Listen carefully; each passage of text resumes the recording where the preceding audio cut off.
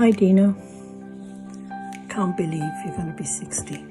Or you are 60. I must have been 10 when I had you. It's a lot to think about. Remember when you were born, you were only 20. Really? 9'4". And in those days we didn't have gas and air. We just had to push and scream. That was it.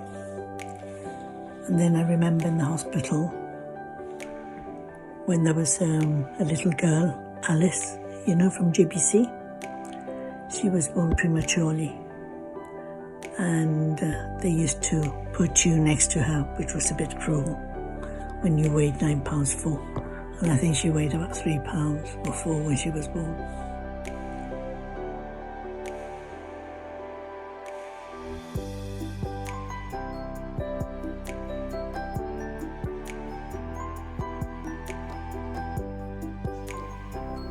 Dino, hi. Happy birthday. 60 years of age. My God. We nearly didn't call you, Dino. Uncle Jaime always wanted to call his firstborn Dino. But we beat him to it. So, you know how mad he was about Dean Martin, which was Dino Crochet. But anyway, we beat him to it, and that's why you're called Dino. I hope you forgive me for that. Happy birthday. Because of our 7-year gap between me and Dean, you know, growing up in Hounslow, I just remember him going out. You know, like the memories I've got is like the cine film of him coming in with his vinyl and coming in with vinyls and when he had. I do remember when we did family occasions. So of course, that summer when the Bocinas came over in Hounslow, Dino was around more then. I remember. Yeah. All I knew was like Jermaine said, he'd come in with his vinyl and his flared trousers. You'd occasionally see him with Jeff or a girlfriend. That's what I remember actually, is him in his room, and I wasn't allowed in that bedroom. I mean, it was the boys' bedroom anyway. That's right, in Hounslow, yeah. Yeah, and I wasn't allowed, but I remember his albums. Was it ELO? No, Will and John. ELP. Emerson, Lake and Palmer. Yeah, that's it. Kind of stuff, yeah. So when we all went up to Yorkshire that summer, definitely remember that massive long journey in the back of the Vauxhall. Was it the Vauxhall then? It was still the Vauxhall then. I up with Auntie Betty and Adelaide. I travelled in the Yellow Beetle. Yeah. Yeah, so then it wasn't so crowded at the back. It was just the three of us at the back then. Okay. Oh yeah. When we were up north, we stayed with John in Shackleton. And I remember getting up at some ridiculous stupid o'clock, where John took us to the market and we were riding in the back of this van. No seatbelts, no safety, didn't exist there. And we always did his own stuff. He was quite an independent fella from quite a young age. I think being the eldest, he almost grew up quicker, didn't he? And then he got a job when he was quite young, and so suddenly he was different. We were at school, he was working, so. Yeah, he was off on the train as a teenager, still going off doing his hotel management. Yeah, and he kind of threw himself into all of that as well. Yeah. So basically, we don't have a great deal to say about him. Who is he exactly? Once I became an adult and I was able to go out, that's when I kind of joined in with you, Jermaine, and him mostly. And I don't know if you went at all, Troy, with these parties that Ronnie used to do. And we used to go into London and go to some weird warehouse and go to some party. I only went to one. I went to one radio, I think, and I remember seeing Shalimar on stage, and there was a couple of other people. And that was one occasion when I went out. Oh, I went to loads of parties with him, some in some like tower block flat, but there were, about 100 people in one flat with the biggest speakers, with the loudest music, literally just in a flat. Yeah. So I remember the Bluebecker days and the Shepperton days. So I remember going there a few times. used to sometimes, I can't remember what the name of the pub was opposite the restaurant. So when he finished shifts, he would go and have a drink there. What was it? The Red Lion? No. I can't remember. I remember when he got involved in the motor racing stuff, and if I'm not mistaken, he was interviewed, wasn't he, on television? It was one of his many TV appearances. I think he's appeared on TV more than the rest of us put together. Yes. If it wasn't here, yeah, most of us have an Andy Warhol moment, our 15 minutes of fame in our life. I think Dino's had about 20 of them. Well, yeah. Especially once he came to Jib. No, I was going to say, with the TV thing, didn't he do a almost Keep Gibraltar Tidy campaign? Yes. Yeah. Tidy, after the people's pavement, but they also come out and scrub every morning, that type of thing.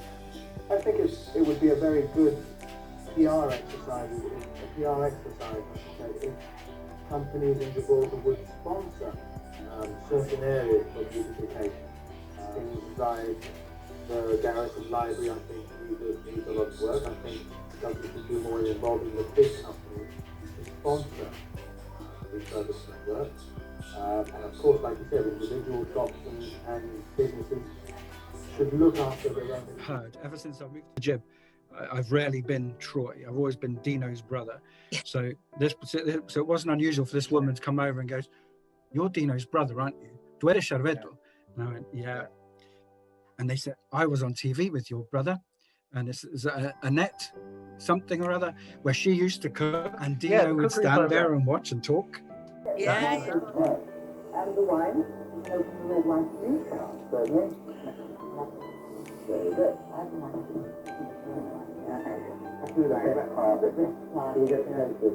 Right. There's the rest of the ingredients. Let's put it all in. Right.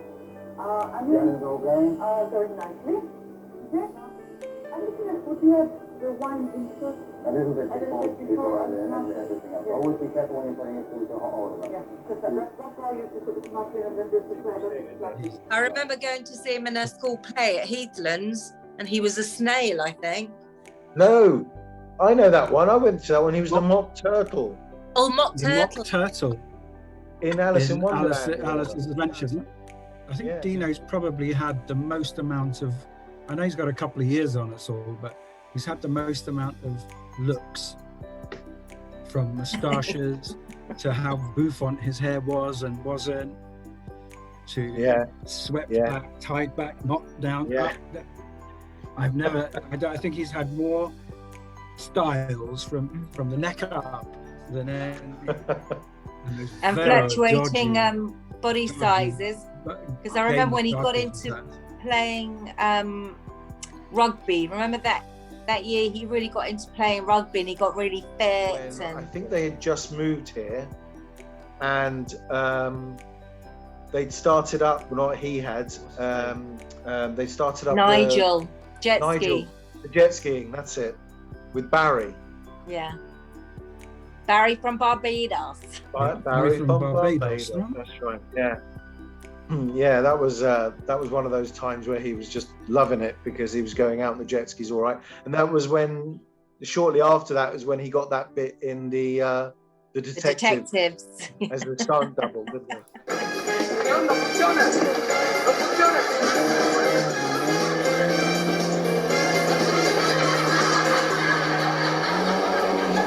They're crazy. That ski has no steering pin.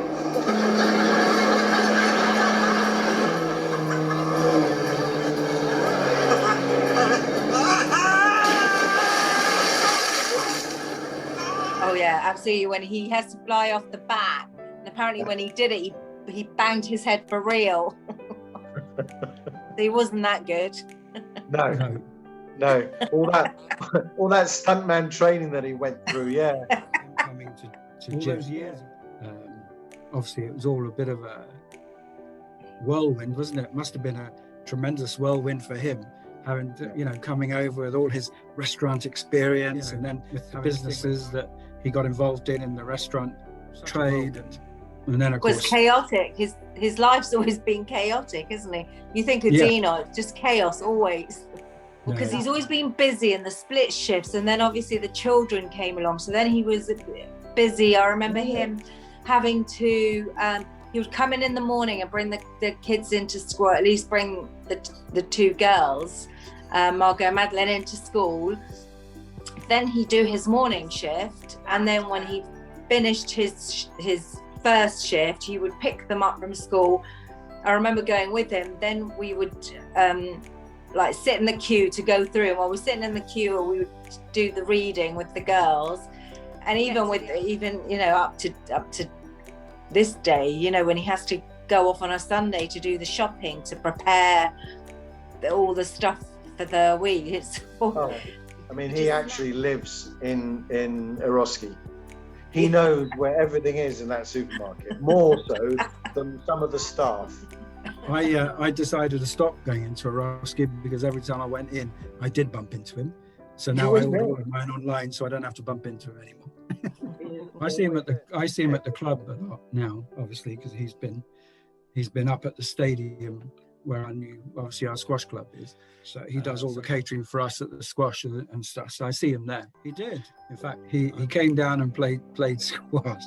Of course, I have to sort of slow him down a bit because, you know, if you can be a little bit over enthusiastic on a squash court and give yourself a little heart attack in the process. You know, he did it a few times and he kind of injures himself. So of course he will. He doesn't do anything else. And then suddenly plays when he goes squash. back to the squash court, and he's always there. It's not like he can't come on court. But I like seeing him on a squash court. You know, I think it's hysterical seeing him there. He hits with such enthusiasm and runs around and goes really red-faced with all his white hair and his white beard. When the wheezing starts, you ease off a bit. Yeah, exactly. He's actually quite good at stopping. If he doesn't stop himself, normally the wall makes a good stopping thing for him. Because he's never played, apart from when he did sort of get into rugby, I don't remember him playing any sports as a child. No. I think it was him and Jeff got into the cinema at Hounslow to watch The Exorcist. When he watches this, he's going to either correct me or go, oh yeah. But they were so scared at the end of the movie that they struggled to get out of their seats and leave. They scared themselves so much. Recently I think Chloe put it out on the family group. It was me and Dino at the beach. Oh yeah. But I think my last funniest memory, the latest one, was the day of Juliet's confirmation. So I had said to Chloe, oh, I'm going to Juliet's confirmation now and then to Christina's for dinner. And again, Dino's chaotic life, kids walking in, he's telling Dino Jr. to get in the shower and then suddenly I hear him, oh shit, oh, there was just water everywhere, like literally everywhere. I think he'd put the tap on, forgot about it, so it was everywhere. So he's grabbing towels and he's standing there just in his pants and in his socks, and I took a picture because it was so funny and I sent it to Chloe and she just put, what the F is Dino doing at Christina's, flooding her bathroom and standing in his pants and socks? Because she thought we'd gone straight to Christina's. And I suppose really more recently, Jermaine, whenever you come over to Jib, we all go out for something to eat. And if my memory serves me correctly, we've done that quite a number of times, so there's a fair amount of memories there, I guess.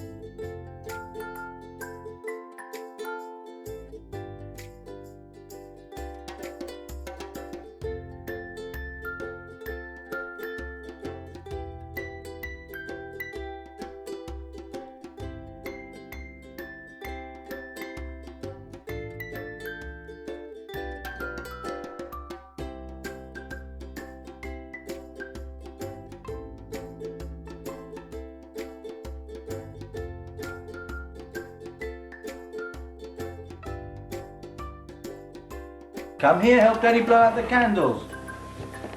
Ready? Okay. You blow as well. Ready? 1, 2, 3.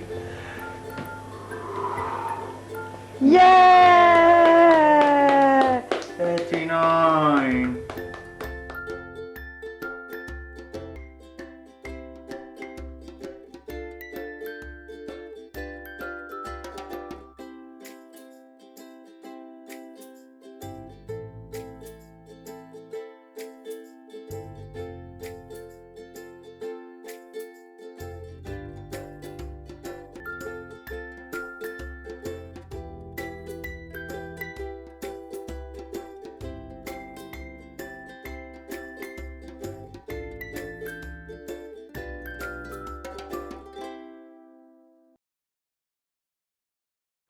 Madeline's just woken up.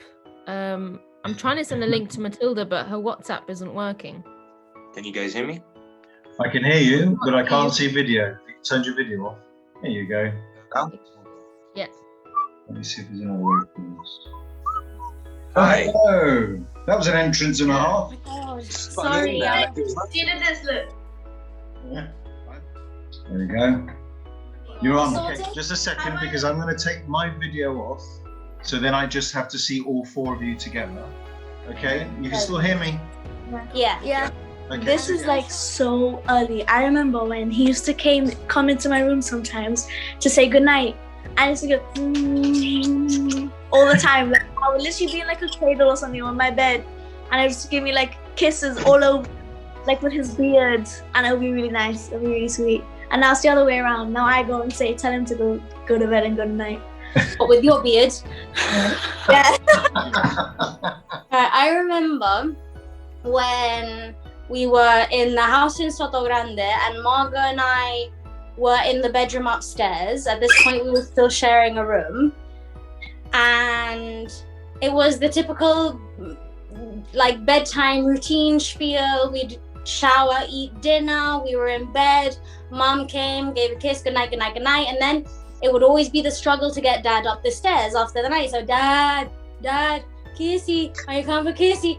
And so then he came upstairs, and that night he told us. Do you remember him coming upstairs? Because I don't. You don't? No. Come on! You don't? I don't remember that bit. I'm surprised you do. Can't believe you don't remember. Oh my No. god. Well, basically, when we were upstairs, he came up and he told us the story of Little Red Riding Hood. Oh my gosh. And Margot, you have to remember, he got so into it and he was doing all like the character voices and stuff. And then when it got up to the part where the wolf ate Little Red Riding Hood, he scared the bejesus out of Margot and I, and he did the whoo, and he jumped at us. And like, well, yeah, that's one of the. Maybe that's why I don't remember it. My mind has suppressed that. It wouldn't surprise me. I think one of the main things I remember is Madeline and I had went to, I don't know if it was the hospital at the time, but we went to see the doctors for a routine appointment for my mum when she was pregnant with the twins. And I remember, and I don't remember the hospital appointment as such, but I remember leaving and walking through Main Street and my mum telling Madeline and I exactly how to break it to my dad that there were 2 babies. I remember we were approaching casemates and my mum was like, say 2. And so what Madeline and I did, so my dad was standing at the doorway of Cafe Solo, and Madeline and I just ran up with our 2 fingers like that going 2, and my dad was like, what are you talking about? And obviously my mum creeps up behind eventually and she was like, twins. and then obviously there was a bit of a commotion. This is a big one. So I assume my mum had gone into hospital a few days before, and for obvious reasons my dad was now going to be taking Madeline and I to school and getting us ready. So, because my mum always used to put us ribbons on our hair to go to school, you know, all these hairstyles, my dad was obviously not the best at that. So what my mum and dad decided on, whilst my dad was going to take care of us, was to have these really thick elastic bands all around our heads. So the only thing my dad had to do in the morning was brush our hair, if that was possible with Madeline's hair, because mine was fine, but Madeline was always a mess. with her curly hair and just pop on these elastic bands. And I remember the first day of school going, and I'm like, oh, this is really easy. And I just spent all day at school thinking, oh my God, this elastic band. I ended up not having it on, but that is a vivid memory of my dad putting our elastic bands on because he had no clue of how to do our hair. And that must have been when my mum was in the hospital with the twins. Imagine him trying to put a bow on your head with his massive like eczema, like sausage, his Shrek fingers. Right, His sausages. the trick of your life. That's why the elastic bands was the easiest thing for Dad to do, put on our heads for school. Oh, brilliant. I can't imagine Dad doing that, putting like elastic, like on our head. It's just a headband. It's a simple elastic headband. There is nothing to do apart from put it on and put it up by the forehead. It's just to get the hair a very out. simple thing, but you know, it worked. The only thing I can remember, it's not even not that long ago. It was in Frasers when Dad first got Frasers, and I think I was coming out of the shower and I kept making myself burp continuously, and then I did it so many times I threw up in the bathtub, and then Dad comes around and says, it was your fault for doing it so much, and I had to hose down the thing. So he started hosing it down, and I kept doing it. And then he threw up again after he hosed it down. Like father, like son. I think so. And then he had to hose it down again with the shower head. It was so funny. And then we watched the movie, and then I ate everything I lost.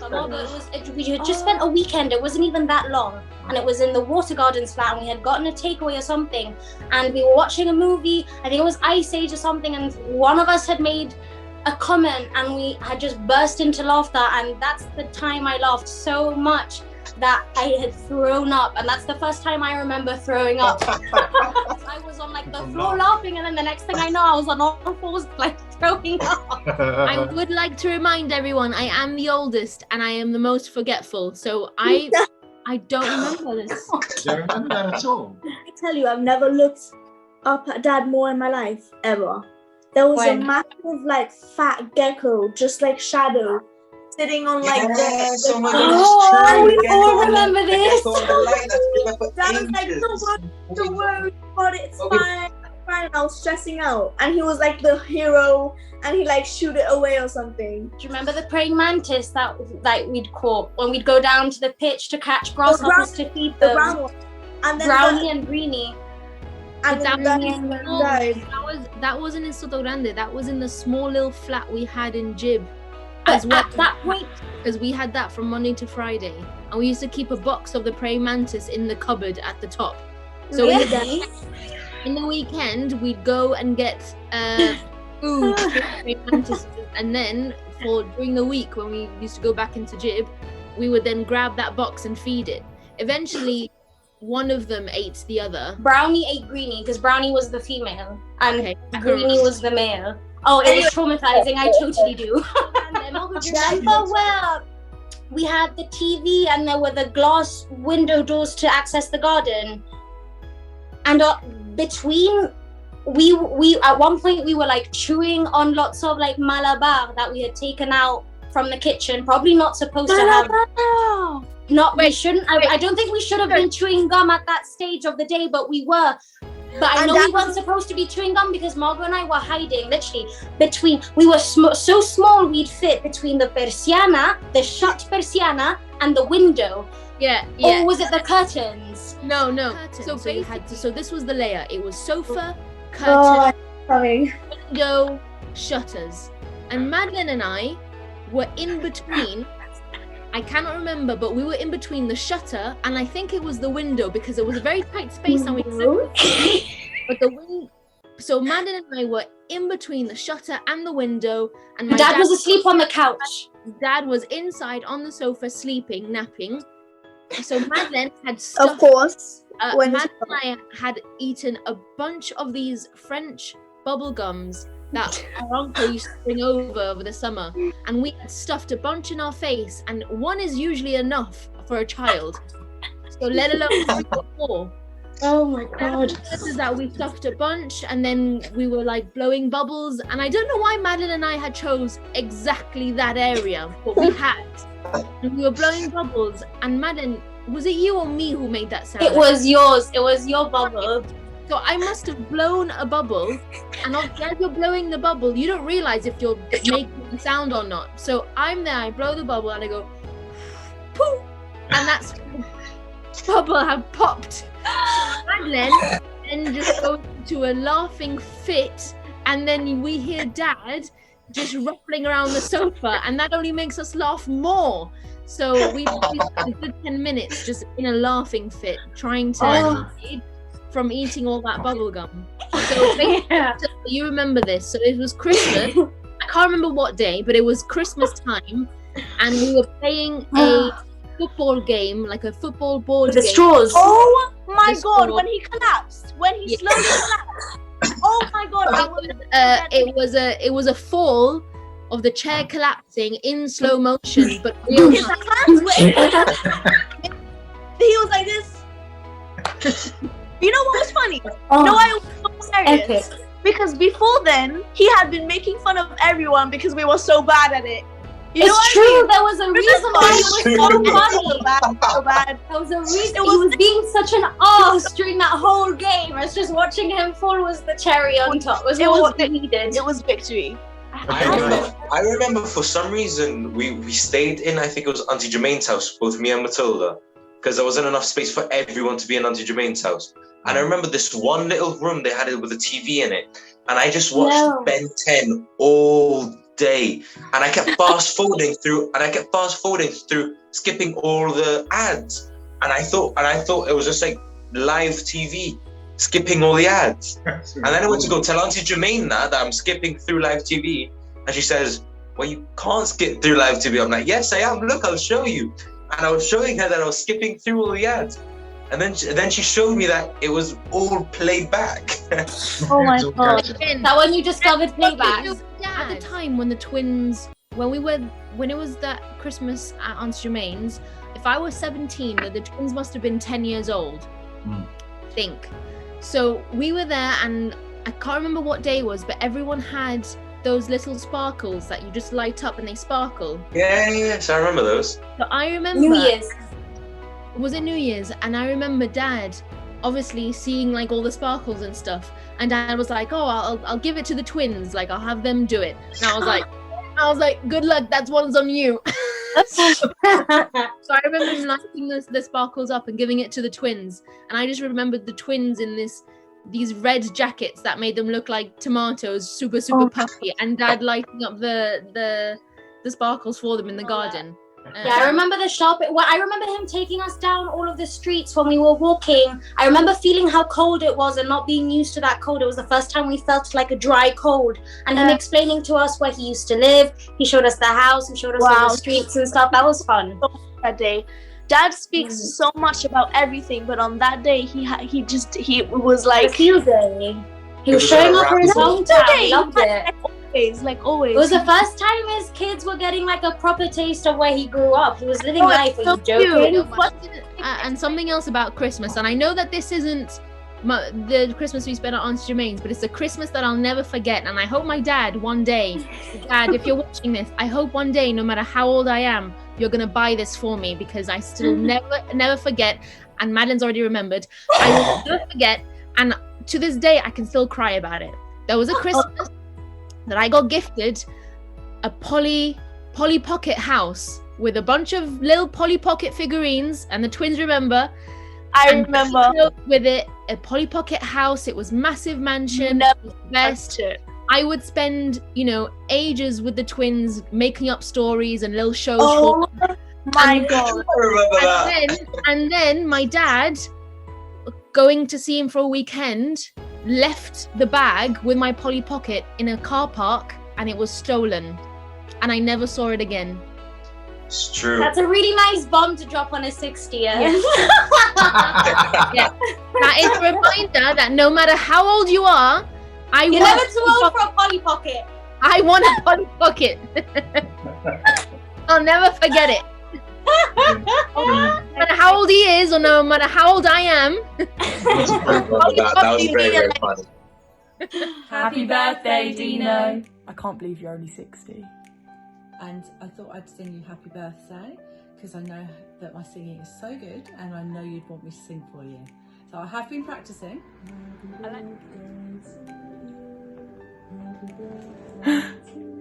It's great singing, Mum.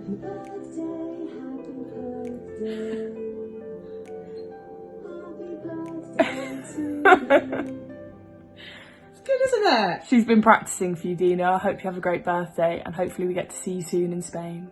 Bye. Bye. Hi, Dina. They left me off the family video because it was young people only. It's been, I can't remember when I last saw you, but I think it's 6 or 8 years. I was 60 when I last saw you. It's that long ago. Have a lovely birthday. I hope I'll see you soon. If not in Spain, maybe you'll pop round and see me next time you come this way. Have a lovely day. Hello there, Dino. Happy 60th, you old bastard. Even older than me. But happy birthday from sunny Wigan, which is where I am at the moment because of with the tote. Just walking into work down the canal. Hopefully get out to Gibraltar at some point soon, and hopefully we can catch up for a beer. But have a great one.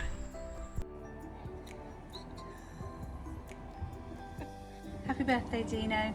Can't believe it's 10 years since we first met and became friends. And a lot's happened since then, and I'm over in the UK and I wish I could be with you right now to help you celebrate. But I'm just so glad to know that you're happy and well and have survived this crazy time. And I raise my glass to you. I don't often need an excuse, but I'm very happy to raise a glass to you and wish you a really very happy birthday and send you lots and lots of love. Bye. Gino! Hello, mate. Look, there was obviously a bit of a typo in the message, so happy 70th. Looking really good for it.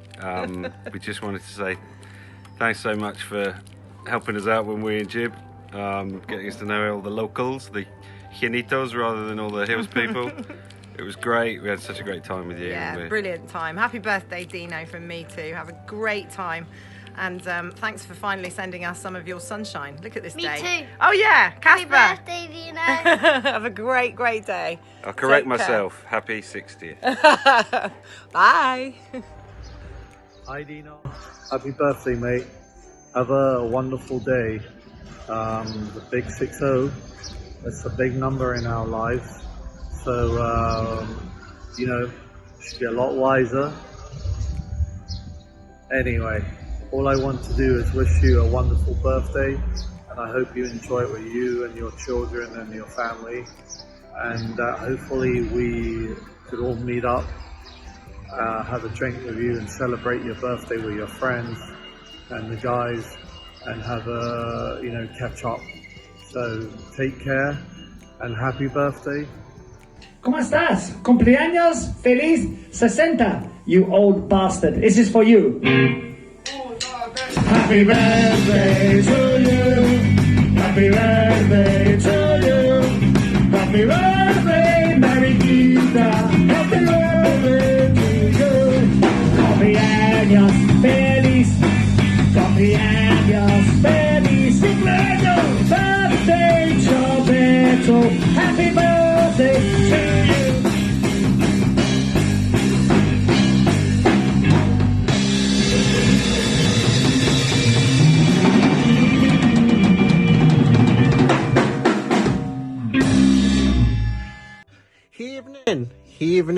Evening.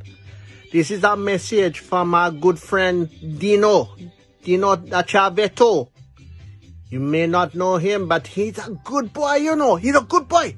Me know him a long time. 49 year, and him have his birthday. His birthday, him gonna be 60, innit? 60 rotted years. For true.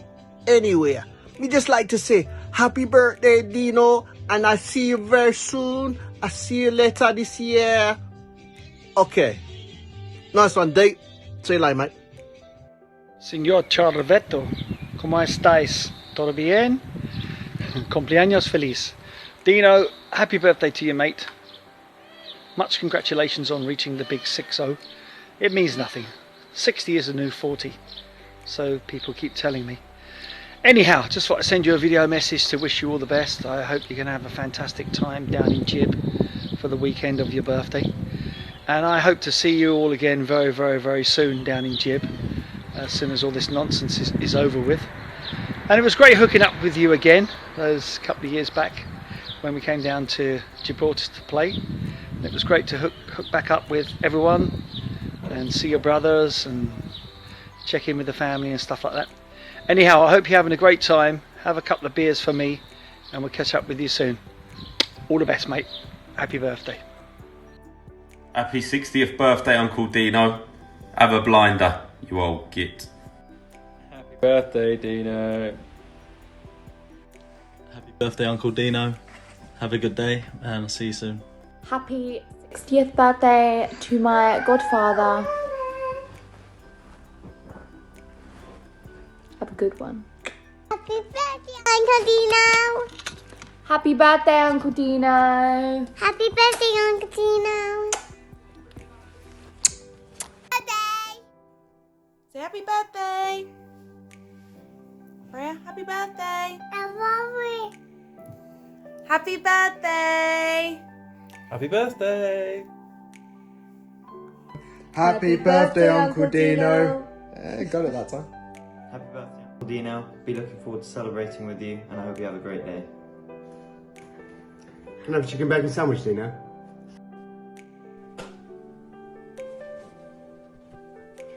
It's from me. Hi Dino, happy Hi Dino, happy 60th birthday. Hi Dino, happy 60th birthday. Glad we're all going to spend it together and hope you have a really, really lovely day. Big kiss.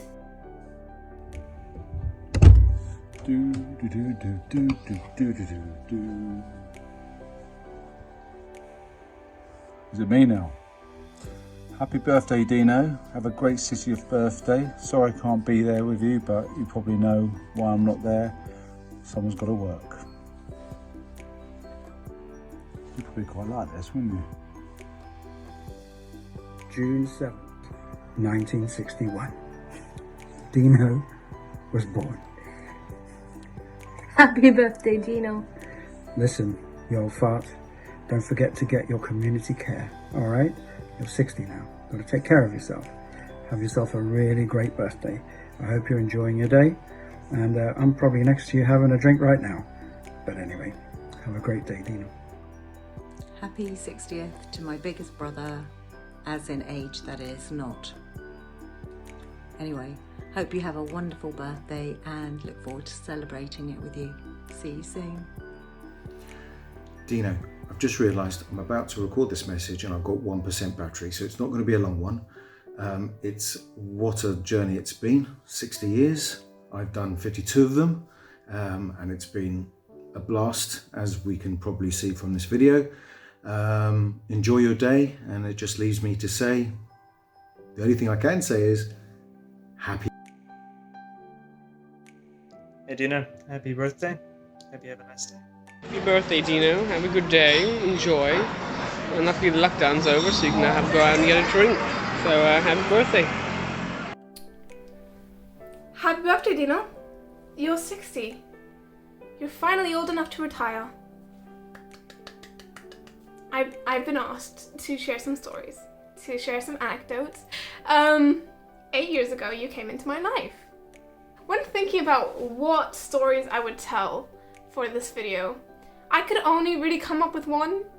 You know, we spend a lot of time, you know, just hanging out and talking about movies and talking about, you know, society and talking about, you know, all sorts of different crazy things. And you'd be that person that I would have those conversations with, because they were very, usually, when I spoke to you, it came from knowledge, and it was always fun to pick at that knowledge and argue with you and debate with you about those things. And it's also fun to just talk about things that we had in common, like music and movies and all sorts of things. So the reason that you and my mother ended up dating and subsequently marrying was because of me. This story happened before everything. It was the first the first time I met you. The first time I ever met you. I was 12. My mom was like, where do you want to go eat? I'm like, you know what, mother? That was my priority. All I wanted was a chicken burger. But look here, look over here. There's a sign. It has a fork and a knife in a circle. So my mom was like, just go down here. We're gonna speak to them and ask if they can get you a chicken burger. And I said, okay. I could be wrong, but I'm pretty sure I remember where we sat. I think we sat at the very back. And we had a man walk up to us. Not very good looking, pretty old. I'm kidding. He came up to us and he was like, can I get you anything? You know, she said, can you make my daughter a chicken burger? Just a chicken burger. And you said, yeah. Sorry, not you, the person. Obviously it wasn't you. I'm just kidding, it was you. And it was you who was standing there, staring at me, waiting for an answer. And you said, yeah, we can get her a chicken burger. It was not on the menu. You were completely not obliged to. And I think if I went to any other restaurant in Gibraltar, I would not have gotten the chicken burger. I would have spent my entire day being burgerless. But because you're you, and you have always been very considerate of people, I think it was a very no-brainer for you, I think. And I got my chicken burger. And my mum got her future husband subsequently. So, yeah, I did that. Yeah, and then a couple months later, we'd moved in to Jib in our old flat. And I think if it was with anyone else, it would have been a lot harder. I think. Because you always have been the type of person to be very, you know, open and welcoming. You have your flaws, trust me, there are many, many, but you know, everyone has their flaws. And I think a lot of, you know, your influences changed me, shaped me. Changed isn't the right word because it insinuates that I was anything at the beginning. I wasn't anything, I was a 12-year-old. But you have shaped my growth quite a bit. So I'm very grateful for you in a very weird, bittersweet, but not really way, you know? Yeah, I'm 20 and you're 60 now, so it's been a while, you know? And I've come to really appreciate our talks and our ganging up on my mother. And you know, a lot of things. Yeah. So one has to be grateful for what they have. So yeah, thank you for existing, Dino. Happy birthday. Happy birthday, old man. Happy birthday, Dino. You're 60 years old. That means you can now use the buses. Congratulations. You were really hoping for that one, weren't you? You know how much I hate doing videos and talking in front of a camera. I just want to say that you're a wonderful person, and from the beginning you have always been there for me and my children. You are a rock, you're supportive, and even when I get emotional and dramatic, you are there for us. You're logical, funny, you are entertaining and knowledgeable, and particularly on subjects that are irrelevant.